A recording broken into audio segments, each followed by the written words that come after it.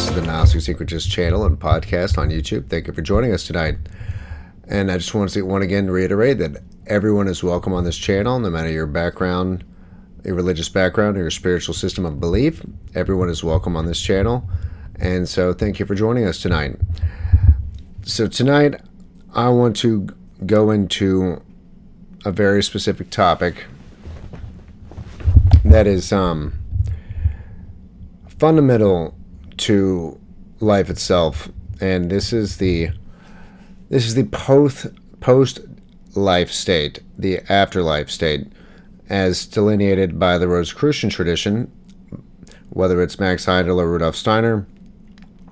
They both give a detailed explanation of what occurs once we pass into the next state of existence, the afterlife.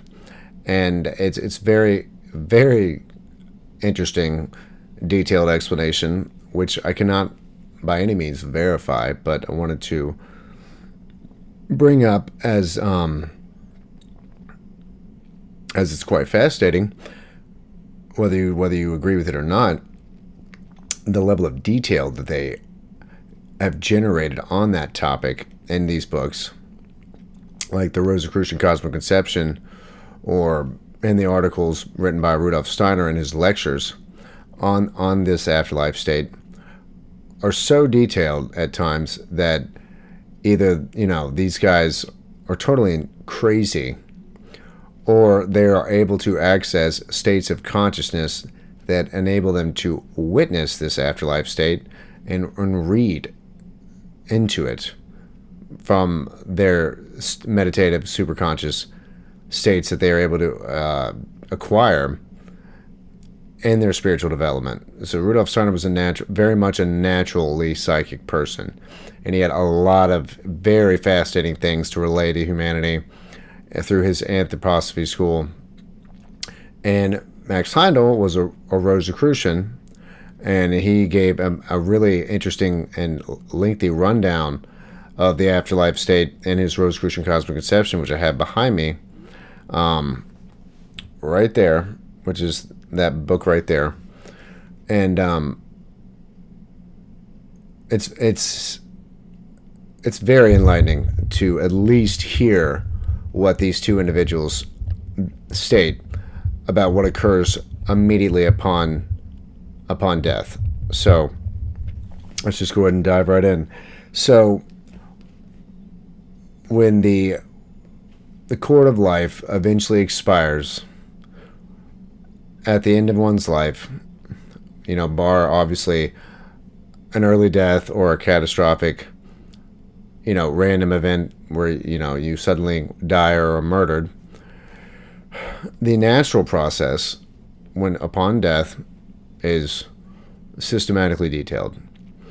And what occurs first is the physical body detaching from the higher vehicles, and these would be the various types of vehicles that we've talked about before on this channel: the etheric body, the astral body, the ego and mental body, obviously the spiritual soul and the spirit. But the first parts of this explanation specifically dive into the etheric and astral body and in the post-death state. So when one dies, according to Rosicrucianism and Rudolf Steiner, the first thing that happens is the severing of the etheric body and the astral body from the physical body, the lowest material principle. And right after death, they state first that the etheric body is the place in the seven principles where memory is stored. So the etheric body is the receptacle of all of our memories, and the etheric body is extremely attached to the physical body, and it's also a blueprint upon which the physical body was built. So they look it's almost a replica of the ether around your physical body. So the etheric body looks like your physical body in its form, but it's made of ether and is the receptacle of all memories in your life, which is part of the reason why you can't access all of your memories at one time for most of us, almost all of us, because it's all stored in the etheric body, and it's not really necessary to access all of your memories at one time. But that being the case, when one passes into the next state of life, the etheric body separates from the physical body. And this then brings about what many people have referred to, either in near-death experiences, largely in near-death experiences, what they would call a life review, or seeing your life flash before your eyes. According to the Rosicrucians and Rudolf Steiner, that literally occurs, to where over the next several days, accordingly, you begin a retrogression through your memory, because now the entirety of the memory is accessible, because you now exist only in the ether body and the astral body and so on. You're no longer in the physical body, so the physical body is no longer an impediment to accessing the entirety of your memory. And you go backwards, starting from the moment that you expired all the way to your birth, and you slowly, well, it's not that slow, it's over several days, you go through the entirety of your life backwards from the moment you pass on all the way back to birth. And this is a natural part of the process. And one thing that they always say is that, and I know this is kind of controversial probably, but this is just simply what they say, that it is not a good thing for the relatives to engage in any sort of interruption of this process of life reviewing by the etheric body right after death. And it interrupts their, I guess you could say it almost interrupts their concentration to learn from this life review, this seeing your life flash before your eyes, because it's necessary for spiritual growth for your next incarnation. So they say in an ideal world, in an ideal state of existence, it would be best if there was no interruption to this 3-day period, and by your relatives. And I mean, my dad died when I was 21. This was a long time ago. And I mean, of course, I didn't know any of that stuff. But any sort of disruption of this process could be very bad for the individual who just passed on. Apparently, this is just according to these two traditions. And that takes place over about 3 days, where you see your life flash before your eyes. Now, obviously, this occurs in near-death experiences all the time, but it's never really explained very well by the scientific authorities in the world. They chalk it up to all sorts of chemical processes and various things. According to these traditions, the Rosicrucian and Esoteric Christianity tradition of Rudolf Steiner, this is just a natural process after death for you to see your life go before your eyes, as you access the entirety of your memory. Once this stage is complete, then the etheric body dissipates as well. And now you are just in your mental and astral body. And this next part takes a much longer period of time. And what occurs when you reach that part of the afterlife state in just your astral body is what they would call the purgatory stage, because the astral body is specifically attached to and characteristic of not only emotions but of the animalistic attachments and attachments to anything on the physical plane, period. So what occurs, according to Rosicrucianism by Max Heindel and Rudolf Steiner, is there is a purgation, a purgatory period, where the individual, depending on what they've done throughout their life, must start to go through and detach from the various things that the astral body experienced during its physical life. And this purgatory period could last, I think they typically say, it lasts up to at minimum a third of your lifetime, however long that is. But it can last far longer if the soul's inability to detach itself from the physical experiences that it went through in its life, say addictions of any kind. They must go through the purgation of those addictions. They must, over time, detach themselves from this physical plane. And this could take a long time for, say, a materialist or someone who had no spiritual inclinations whatsoever. It might take a couple hundred years for them to actually pull this off.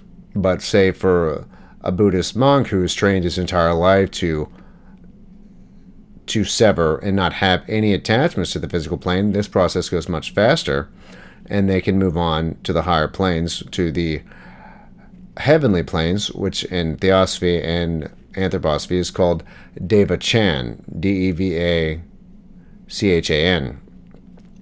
And so this is part of the reason why, in some sense, these people in the East, these monks, these Buddhists and Brahmins, and these Eastern teachers talk about how if you do not, foster detachment throughout your lived experiences, you'll end up in an animal-like state when you are in the post-life realm. They say you end up like an animal, when they don't literally mean that, though, which it's been misunderstood, you could say.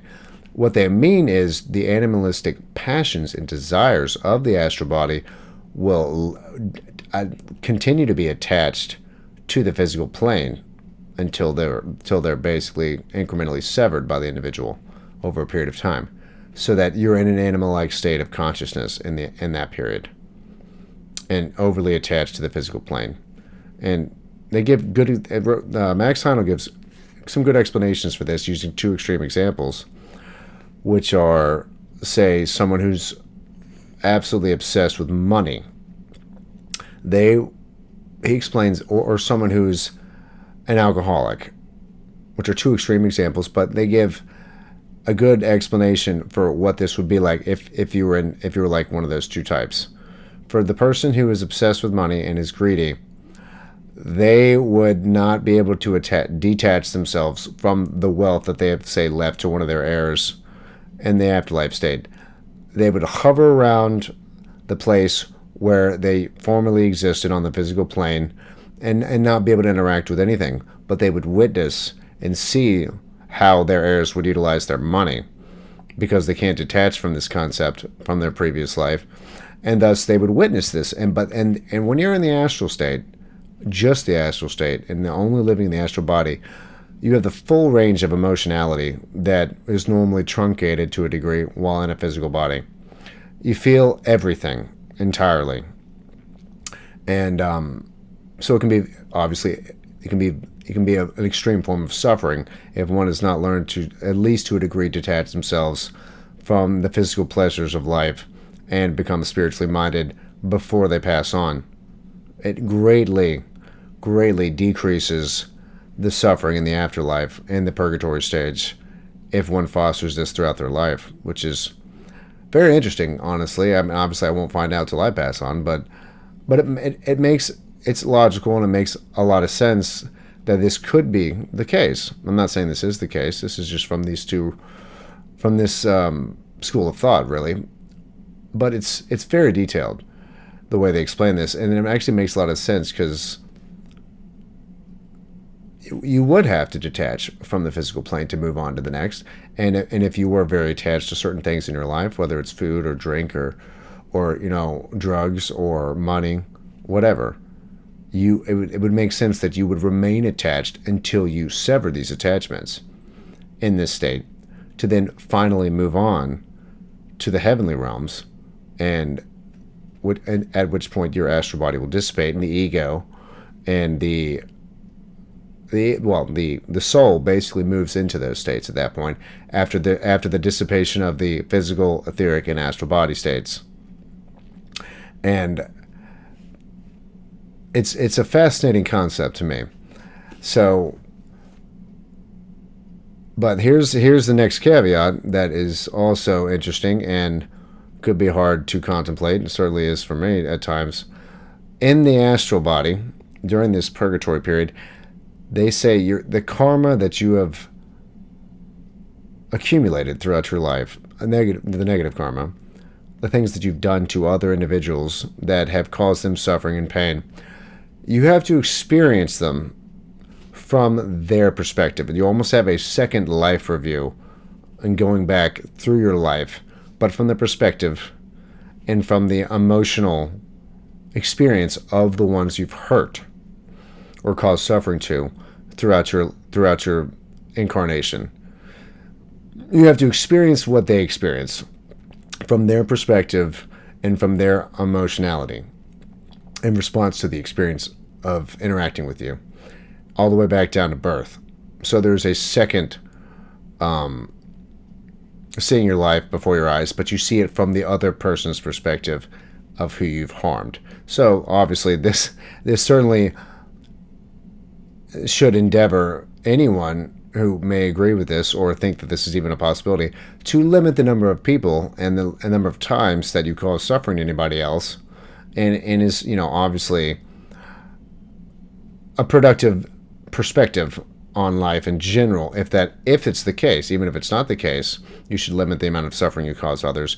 But if this is the case, and you will experience that after death, then it definitely behooves the individual to limit the amount of times that anyone causes harm to anybody else, or hurts their feelings, or causes suffering or any sort of negative emotional state in another individual throughout your lived experience. That this would be a productive and developmental step to progressing your monadic essence throughout the many incarnations you go through. Is that each time you would have to go through that afterlife experience of not only purgatory, but witnessing from the other person's perspective who you've harmed, what they went through, so that will be absorbed into the essence of your monad as an experience, which would then project into the future, the next incarnation, things that you would not want to do the next time. And they wouldn't be conscious, obviously, but there would be some sort of resonance with that idea in a future incarnation, is how I would probably see it. So after that, once that entire experience is complete of detachment and the second life review, so to speak, from another perspective, the astral body dissipates, and then you actually literally move into the heavenly states. And they say that there's basically 3 heavens: a lower, intermediary, and higher heaven. And where you go depends on what your life was like. And that period is supposedly between, I don't know, what do they say, 500 to 800 years before your next incarnation in those states. So it's a long period of time. Now, it varies, but that's a general time frame. So about every 800 or 1,000 years, you reincarnate again. Unless you're far more spiritual, you may incarnate faster, but you will incarnate every roughly 1,000 years, and each time your incarnation switches sexes. Because to gain maximum experience for the monad, for the divine spark, obviously it would actually make sense, and it seemed very logical to me, you'd have to switch back and forth every 1,000 years to another sex. You'd become, I'm male, I'd have to be female next time to gain more experience, and then I'd flip back in the next 1,000 years to a male again, and back and forth and so on for thousands of years, millions of years, potentially, to gain the maximum amount of experience as a divine spark. You can't just be in one type of gender or sex. You'd have to go back and forth between the sexes to gain the maximum amount of experience, because the lived experiences of males and females are clearly not the same at all. And for a holistic level of experience to be gained, you'd have to go back and forth between the sexes. So that's just one thing I wanted to go ahead and mention, which is interesting. And once again, I cannot verify these statements, but I've read all the different occult schools of thought, and they all have this same concept within them about not only switching sexes every incarnation, but the time frame to the next incarnation being between, 700 to 1,000 years, roughly speaking. And I don't know how they gain that information, but I'm assuming they use it They gain it through superconscious states and extrasensory perception. Somehow. Of course, they're not going to explain how to do that because that's privileged information for the higher level initiates. I'm assuming. So, and that if you are developed enough to gain that level of information, you will do so. But the explanations they give seem quite logical and quite sound as a cosmic scheme of incarnation, post life experience, and pre-reincarnation experience. In my mind, it makes sense to me that these would be, each one of these things seems sound in terms of gaining experience as a monad for higher development and spiritual development to occur. So, to me, it makes perfect sense and is very fascinating. And so, but another thing I want to also talk about is what occurs when you're in heaven, basically, in one of these heavens. They would say that the materialist would stay in the lowest part of heaven, the lower heaven, and that anyone that has some spirituality, some would be in the intermediary, and an extremely spiritually developed individual who spent a lot of time on spiritual development and spiritual concepts, and as an individual, they'll potentially be in the highest one. But that also during this stage, a very interesting thing is said to occur, which is the fact that while there in the heavenly realms of Devachan, you work on yourself for your future incarnation. You help develop the blueprint of your future self as a being. The monad and the individual divine spark works on their future incarnation. Apparently, that's what they say. That during that time period, you not only absorb all the accumulated experiences of the past life, but you start to plan, I guess in certain sense, for the future incarnation that you are going to have coming up, so that you'll be ready in hopefully the right family, in the right area of the world, in the right body, to gain more experience as a monad when you reincarnate finally after all those centuries. And it actually kind of makes a lot of sense that you would have to work on. So you're basically working on your future spiritual principles, the ones that dissipate after life, like the etheric body, the astral body, and the physical body, and even your mental body, at least the lower mental body, the lower half of it, so that when you do reincarnate, you've kind of already highlighted and accustomed yourself as a divine spark to which types of those vehicles will most behoove your future development as a being, so that it's planned out in a relatively loose sense, I feel like, what it's going to be like in your next incarnation, as everybody has different etheric, astral, and mental and physical bodies every incarnation, so that it would definitely behoove the divine spark to have some sort of control over that next incarnation, so that it is most beneficial for the development of that monad itself. Now, how much of that do you have control over? To what degree do you have that control over? I have absolutely no idea. And they don't go into exactly that. They don't explain that specifically. They just explain that this is part of that process of being in the heavenly realm, is eventually working on the future self that you will incarnate into. And, when you do finally reincarnate, everything will be, so to speak, systematically have already been somewhat planned out, not just by that individual monad.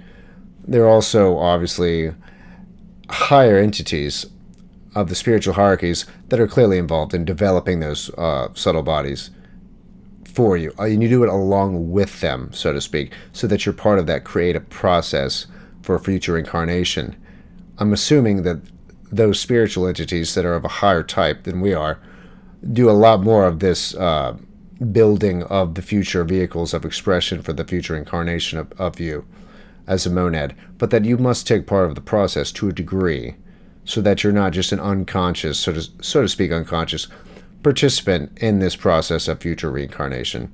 That you are gaining at least a small degree of experience in that process, that you partake of it to a degree, working with these spiritual hierarchies to create your next incarnation in the world, and that it would definitely work along with the development of that monadic individual, monadic spark, to do that, even if at a limited degree, along with these spiritual hierarchies doing it to a large degree. And that eventually, far into the future, when we have ascended beyond the human stage, will be part of these spiritual hierarchies, helping other beings do the same thing, being a part of that creative process of helping evolve and develop beings below our state once we go beyond this human state, and say the next round of development, which is what is it? I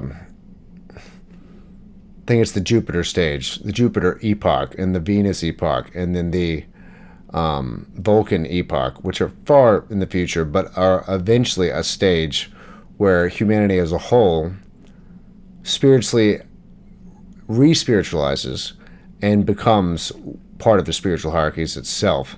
This is a long way away, but it is part of the scheme of spiritual evolution in general for the human being to eventually etherize and re-spiritualize their body and their spiritual principles up to the point where they now become creators and part of the development of other beings that were in our state before, that are in the state we're in now, and then in the future we'll help them develop just like we were helped to develop, and to help push evolution, spiritual evolution, forward the way that the spiritual hierarchies that have already developed beyond us are helping us do right now and have already done. So in the next video, I want to go over a few things that also revolve around the theosophical concepts of the afterlife state, and